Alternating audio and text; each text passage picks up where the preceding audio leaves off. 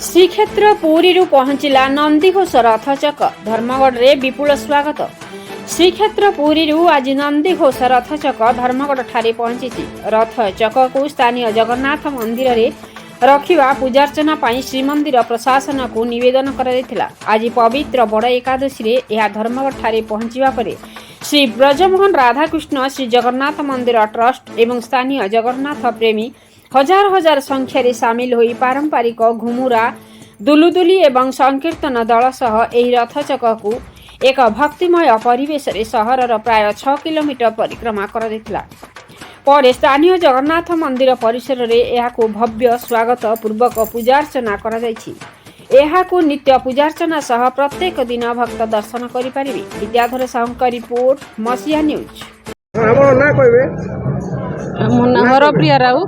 अच्छा आज कांदा खुशी अनुभव करूछन देखो आज महाप्रभु जगन्नाथंकर पुरी तांकर रथरु चक आछि। आमे बहुत खुशी, आमर सौभाग्यर कथा, आमर धर्मगढ़ अंचलवासी सौभाग्यर कथा।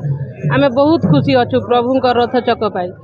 आउ सबुदिन पाई जगन्नाथ मंदिर रे तांको रथ चक रहिबो, सेति पाई धर्मगढ़ अंचलवासी बहुत खुशी।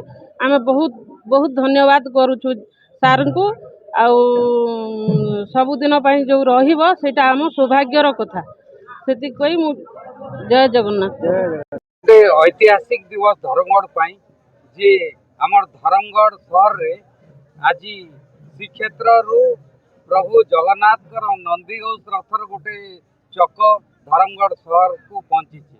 आउ धर्मगढ़वासी गर्वित जे आज से निजे हृदबोध करुचन जे प्रभु निजे जगन्नाथ आज आविर्भाव हेले। आउ आमर सौभाग्य 2022 रे आमर पूज्य आमर गजपति महाराज आउ ऑनरेबल गवर्नर द्वारा ई मंदिर जिते एवार्ड हला, आमे सेते बेले स्वप्न देखिथिलु जे निश्चय भाव रे आमर मंदिर गोटे चक पावा। आउ सेटा सफल हला।